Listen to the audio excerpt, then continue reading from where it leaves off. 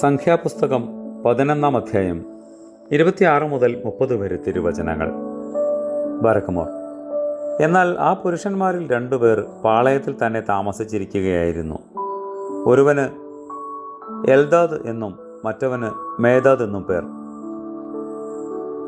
ആത്മാവ് അവരുടെ മേലും ആവസിച്ചു.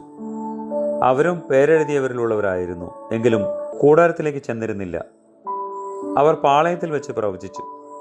അപ്പോൾ ഒരു യുവാവ് മോശയുടെ അടുക്കൽ ഓടിച്ചെന്നു, എൽദാദും മേദാദും പാളയത്തിൽ പ്രവചിക്കുന്നു എന്നറിയിച്ചു.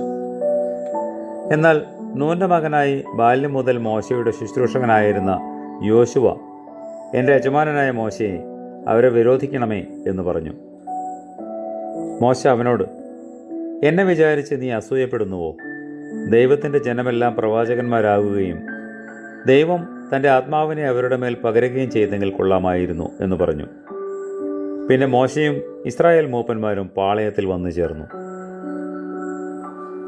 കർത്താവേ, ഞങ്ങൾ നിന്റെ വലത്ത് ഭാഗത്ത് നിന്നുകൊണ്ട് ഇടവിടാതെ നിനക്ക് സ്തുതി പാടുവാൻ യോഗ്യരായി തീരുമാറാകണമേ.